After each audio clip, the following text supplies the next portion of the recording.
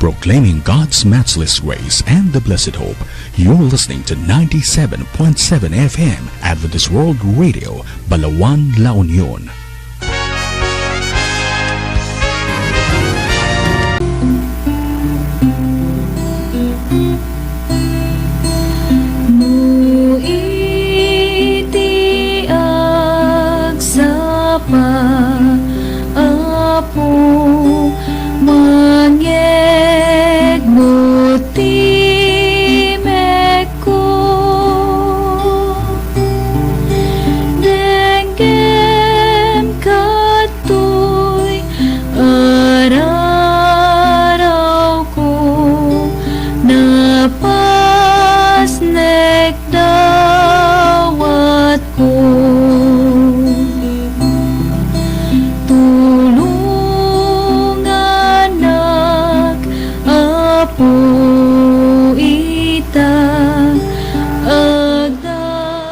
Naragsak kinaimbagag sapat tayo amin, gagayem kinakabsat. Ablawan kayo iti good morning kada tayo amin. Awan labas na. Iti iti kagsapa ket tayawan tayo na Apo Dios, tayo ka na tayo manan iti gundaway. Bimangon kadag iti nagindaan tayo. Ket sakbay tayo nga basahan iti morning mana tayo kakabsat iti daytoy nga bigat ket maawis kayo mampay nga agdumog tayo, tayo tayo paragkararag. Agkararag tayo, kakabsat. Managayat, ken managparabor a Diyos, amami nga daka sa dilangit. Si kaama nga namarsuwa ti langit, ken iti daga, ken iti amin nga daka dakwada. Iti dayto nga bigat o Diyos, pagyamanan daka, gapu iti kinaimbag mo, gapu iti kinamanagayat mo. Pagyamanan da kahapo, iti lasod, iti nagpatlag, nga panagturog mi, ket tinarabayan na kami. Ket imbangon na kami manan, iti dayto nga bigat. Addaan kami manan apo, iti baro abiyag, pigsak ang salunat. Agyaman kami apo, iti kinamanagayat mo, iti kinadungmong kada kami, O Diyos. So nga iti dayto nga bigat, ibkas mi, iti pinagyaman mi, gapo iti kinaimbag mo pada kami. Sapay kadi apo, tayo iti dayto nga bigat, iti kami panangibingay, iti sasao. Iti morning mana. Sapay kadi apo, tatulungan na kami, maawatan mi apo, dagiti sasaom, kaya tulungan na kami apo nga, mangiaplikar ti panagbiag mi. Dagiti sasaom ngayon kami manggagan. Dawatan mi mat apo, iti panagdalus mo kadagiti basbasor mi, tapno iti kasta nagdalus kami apo, nga umawat kadagiti sasaom. Sapay kadi apo, tatinasantuan nga espiritu, isu apo, iti mangidalan kada kami. Agyaman kami o Diyos, iti panangsungbat mo ti kararag mi. Amin na gito'y dinawat ni kapoy tinagan, anak mo ni Apo mi nga Jesus. Amen.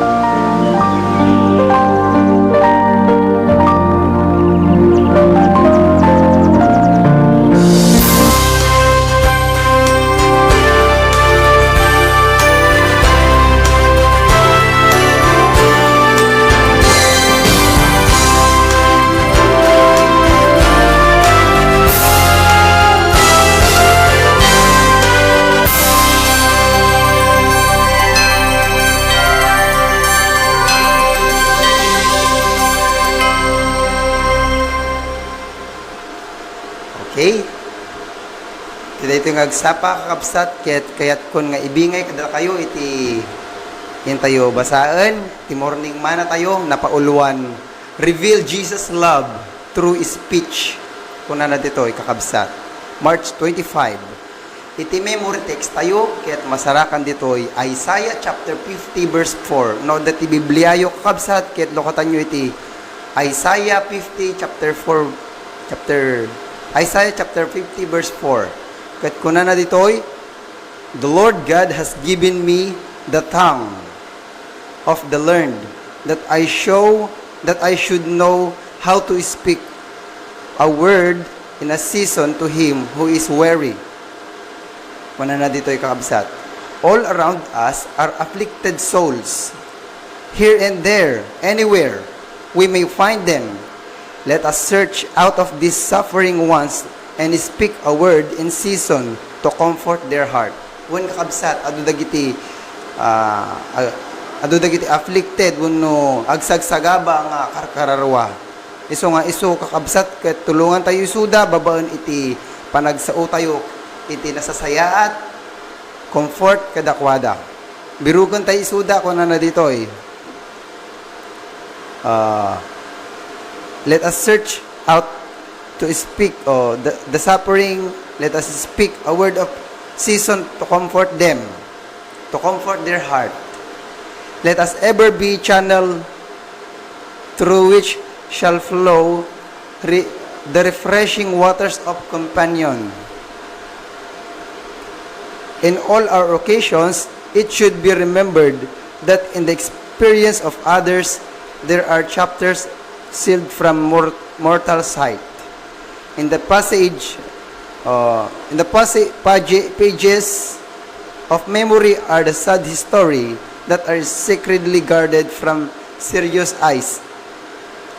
There stand registered long, hard battles with trying circumstances, perhaps troubles in their home life, that day by day weaken courage, confidence, and faith. Those who are fighting the battle of life at great odds may be strengthened, encouraged by little attention that costs only a living effort. Pagbaga na dito kakabsat nga encourage tayo dagiti agsap-suffer, wando dagiti madagdag sinan, papigsaan tayo isuda. Mabaan kadagiti sasao tayo nga ibingay tayo kadakwada. Kat ko na ditoy tulungan tayo isuda dagiti agrigrigat. To such the strong help grasp of the hand by a true friend is worth more than gold or silver. Words of kindness are as welcome as the smile of angels. When kakabsat, kung na natitikat, iti kano kinasayaat tayo, iti panagsasao tayo, kadagiti pada tayo nga tao, ket kasla panagisem iti maysa nga anghel, dagiti kinasayaat tayo, nga panagsasao tayo kadakwada. There are multitude struggling with poverty, compelled to labor hard for small wages, and able to secure but the various necessities of life, toil and deprivation. Pananatay. With no hope to better things, make their burdens and small insportable. Careworn and express, they know not where to turn or relief. Sympathize with them in their trials, kabsat. No dati afflicted, no dati marigrigatan kabsat kailangan tayo isuda nga damayan. I-comfort tayo isuda babaan kadagiti panang payo tayo iti nasasaya at nasasao. Ipakita tayo iti ayat kuno care tayo kadakwada babaan iti panangibingay tayo kadagiti comfort nga sasao kadakwada. Kasjiteramiden tayo kabsat kit ko na natoy. This will be open the way for you to help them. Speak to them the God's promises. Pray for them. Inspire them with hope. Nya kabsat ko na dito ket ibingay tayo kano dagiti wonderful promises of God kadagiti afflicted kadagiti marigrigatan na kakabsat wenno tattao. Ket babaan ti panagarami tayo iti kasjay ket ni Apo Dios ket maragragsakan kaputa ibingbingay tayo ti ayat ni Apo Dios kadakwada. Na God's promises, let us pray with them. Pray, let us speak them of God's promises. Let us pray for them. Let us inspire them with hope. Be co-worker with Him. Kunan to, tuktukuyan na dito na po Diyos, makipagtrabaho tayo kenkuana. Kenkuana na pahil, while distrust and alienation are forbidding the world, Christ's disciples are to reveal the Spirit that reigns in heaven. Speak, He speak as He would speak, act as He would act. Constantly reveal the sweetness of His character. Guy-guyo-guyan na tayo, dahito yung mensahe kakabsat, ibagbaga na kada tayo nga. Iti panakipagtrabaho tayo ka na po Diyos. Tatayo ka no kakabsat as a Christian, kas may sa amamati, ket aramiden tayo mat iti no anyat inaramid ni Apo Jesus. Ida pa iso na dito irabaw ti daga. Ket iso na ket very kind iti kinaimbag na ket talaga nga nagiti tao ket kinomfort na isuda babaan ti sa una ken iti panagaramid na. Iti amin nga rumor tingiwat na ket mabinbindisyonan amin nga agdengdengeg ken kupana. Ket ko na ditoy agsao tayo kas panagsao ni Apo Jesus. Agaramid tayo kas panagaramid ni Apo Jesus. Ken anyaman iti inpakita naket makita met kumakada tayo. Iti karakter ko man ni Apo Jesus ket agreflect kuma iti panagbiag tayo kabsat. Kas panakipulapol tayo kadagiti tattao, kadagiti kakabsat iti ruwar. Iti naduma-duma nga luglugar. Kuna na to'y, reveal that wealth of love which underlies all His teachings and all of His dealings with humanity. The humble workers in cooperation with Christ may touch chords whose vibration shall ring to the end of the earth and make melody throughout eternal ages. When kakabsat. Tuloy tayo ko mga agbalin nga bendisyon kadagiti sabsabali. The way we speak, the way we think, and the way we act. Ket makita ko man ni Apo Dios iti panagbiag tayo kakabsat. Ket daytoy kakabsat iti morning mana tayo, be a blessing to others. Sakbay tayo aglipas kakabsat.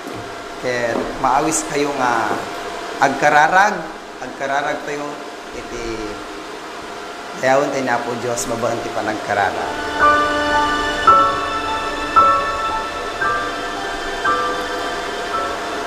Agkararag tayo.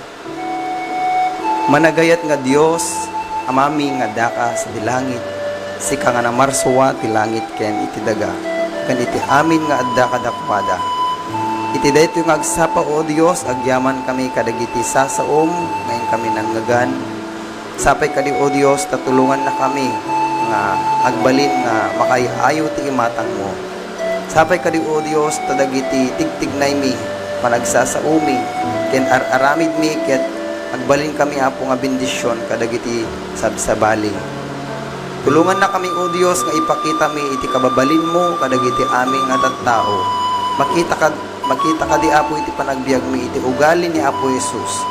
No kasano kami nga agsao, kasano kami nga agpanunot, ken kasano kami Apo nga agtrabaho. Sapay ko kadi o Dios tatulungan na kami nga agaramid kadagiti makayayo iti imatang mo.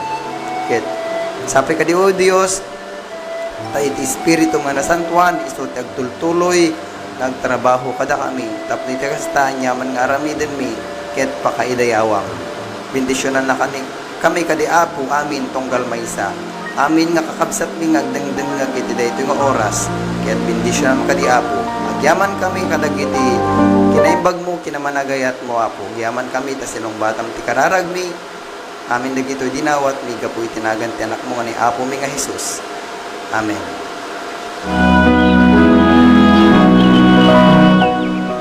Okay na po.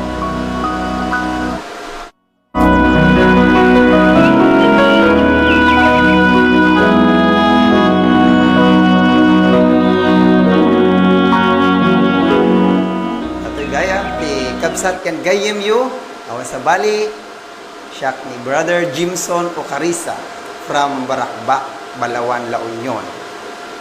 Agyaman kami iti panang subaybayo nga agnanayon panagbuy-buyayo ken panagdengdengegyo iti AWR Balawan. Diyos iti agina bendisyonan na tayo amin nga pada-pada. Naimbag nga bigat tayo amin gagayem ken kabsa.